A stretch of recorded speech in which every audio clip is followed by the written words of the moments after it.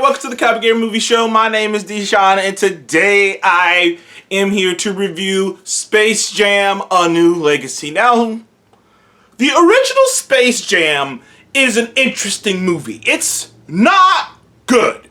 Let's just get that out of the bat. The original Space Jam is not actually a good movie, but the concepts and the ideas and Michael Jordon put it over the concepts, the ideas, Michael Jordon, the fact that the movie didn't take itself too seriously. The movie wasn't taking itself seriously, and it was very self-aware and very slapsticky.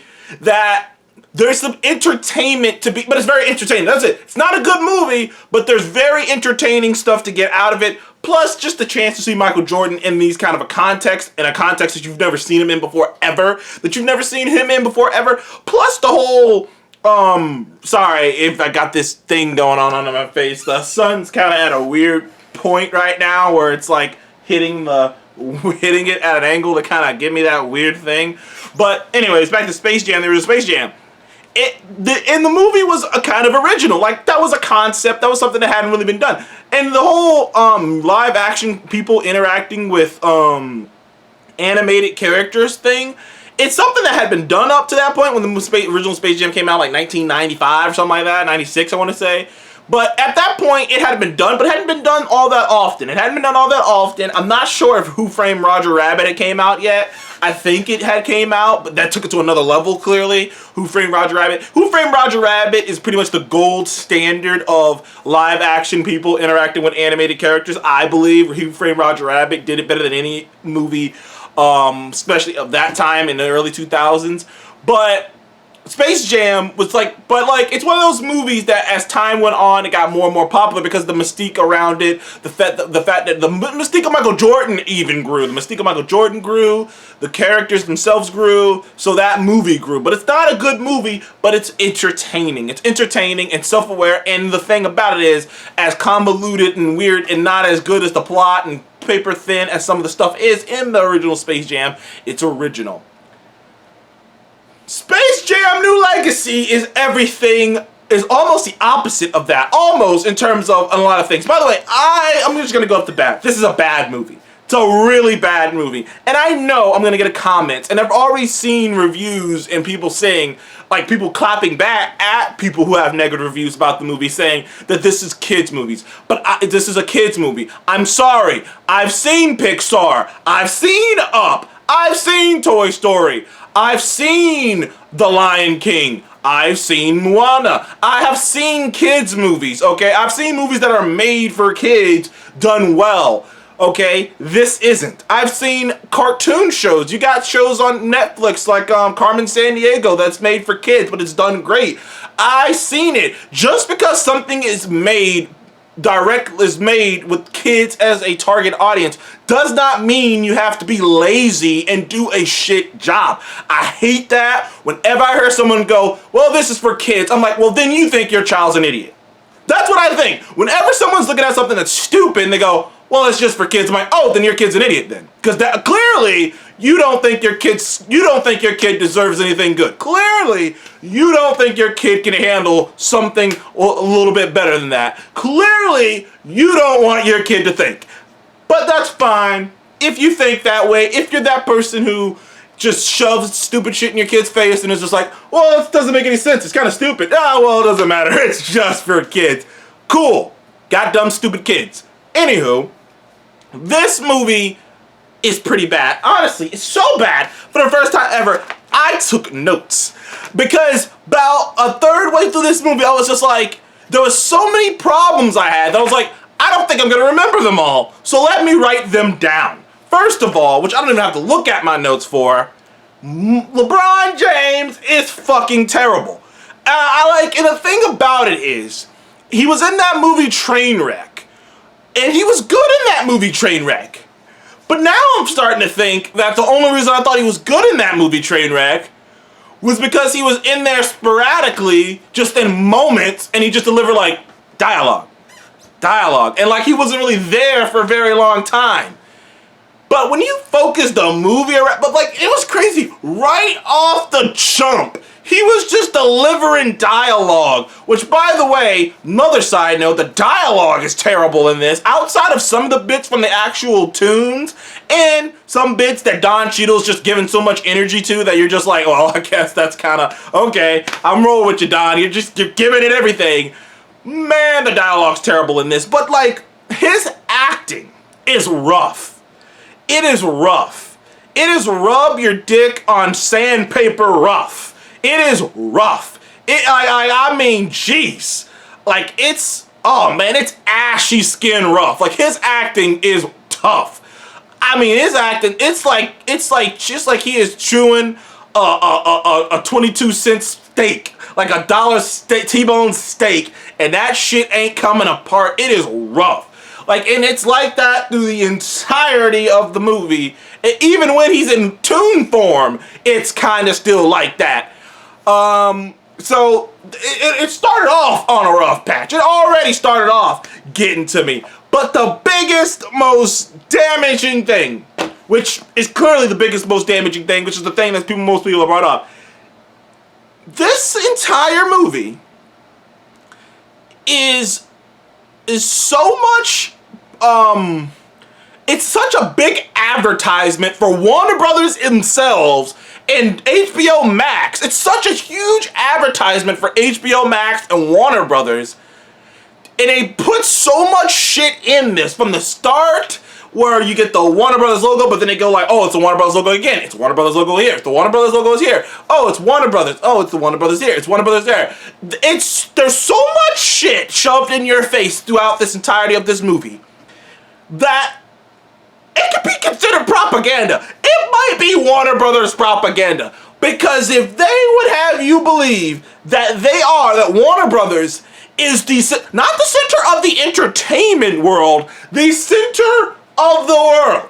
For instance, the main villain of the movie is played by Don Cheadle, who is actually sort of a bright spot of this movie, because even though he is giving terrible dialogue, even though the entire plot is utterly ridiculous and doesn't make a lick of sense at all, even a little bit, like, in the longer it goes on, there's even more cracks, and like, it's one of those things where, with the original Space Jam, no, that plot didn't make a lick of sense either, but there wasn't enough going on, but one, it wasn't as long, so you weren't there long enough to really question the plot. Two, there wasn't a lot of other things happening to make you go, well, that doesn't make sense. That doesn't make sense. That doesn't make sense. It was just like, the whole thing doesn't make sense, but it's happening, but we're here. And it's just like, okay, this doesn't make sense, but we're here. But this movie is, this doesn't make sense, that doesn't make sense, that doesn't make sense. What is happening? Why? Why is that? But either way, the main villain is a guy named Algorithm.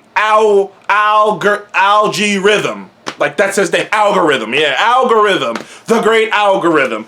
Played by Don Cheadle.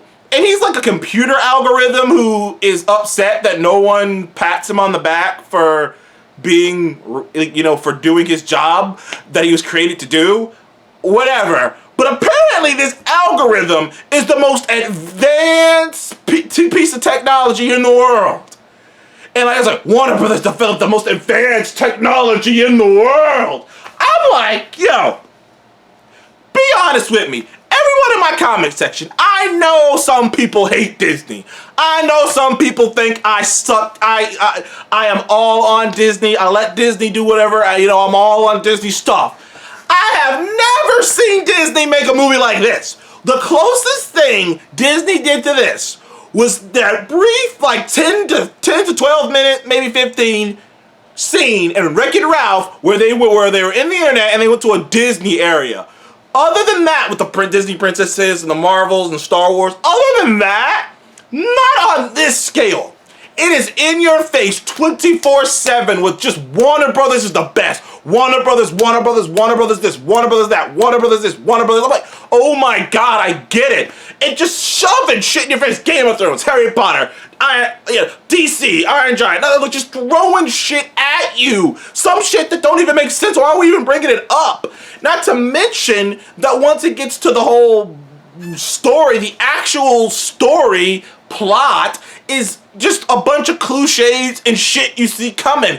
It's so choreographed. There's like no build up. There ain't no twist. It's just, you see what it is. You see what the story is from the very beginning, and it is what you think it is.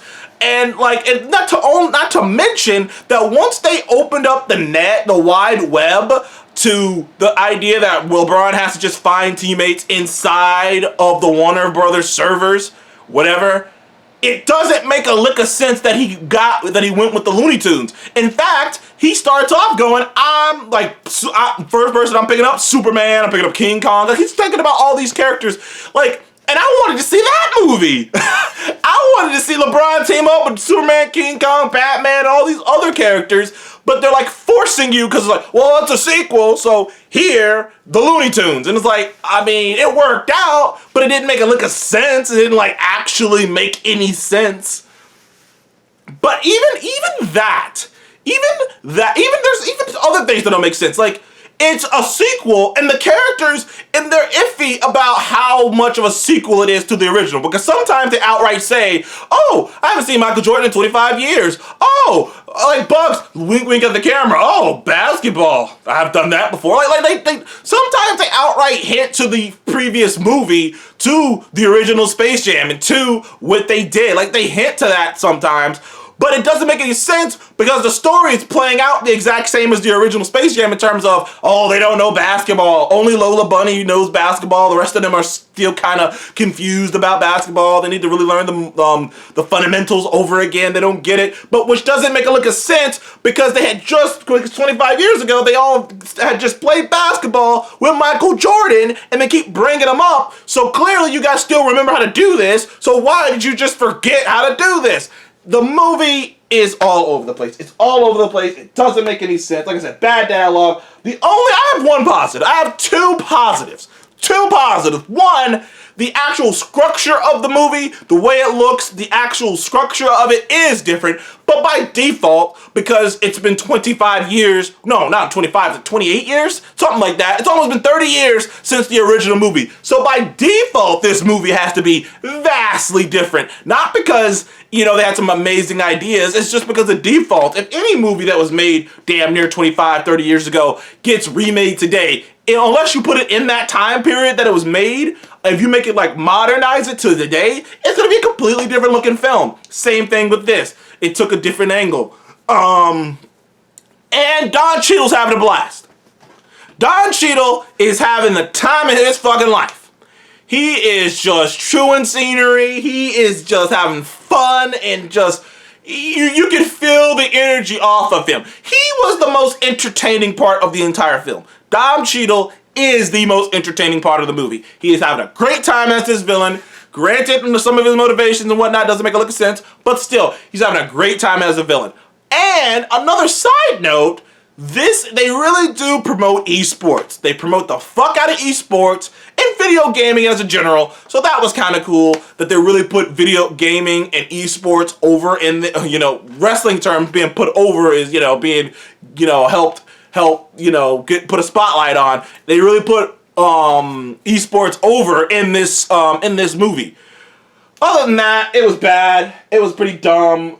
It was a little too long also because by the time it's about an hour and about 50 minutes.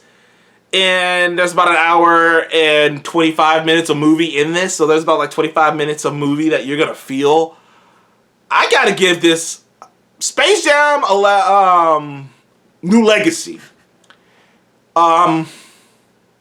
There are a couple jokes in it that do hit. I got some other stuff. There's a couple jokes in it that do hit. There's a couple sports references. There's a couple jabs at LeBron. There's a couple references to the bigger world and whatnot. There's a couple references that do hit. But my God, I don't want to watch that again. It was a rough time. It was a rough time. I have to give this movie, I got to give it a 4. It's a 4 out of 10 for me. I really didn't have that great of a time. Other than Don Cheadle, I really wasn't feeling any of the characters. Some of the tune jokes worked, some of the tune jokes didn't. It was kind of a 50-50 split. The things that I enjoyed about the movie are so minuscule and just so scattershot that it's barely worth even, holding on to. So yeah, I'm gonna give Space Jam new legacy, Space Jam 2. I'm gonna give it a 4. It's getting a 4 from me. It's a pretty bad movie. It's a pretty bad movie. I'm glad I didn't go to the theaters to see this. I saw it on HBO Max. It was just on there. And I've been planning on watching it, but I wasn't really rushing it. I'm glad I didn't rush it even more. Thank you guys for joining the Comic and Movie Show. Please remember to like, subscribe. What do you think of Space Jam 2: The New Legacy? I thought it was not quite a pile of shit, not quite a pile of garbage, but whatever's above that. Anyways, thank you guys for joining the Comic and Movie Show again. Please remember to like, subscribe, and I will see you on the next one. Goodbye.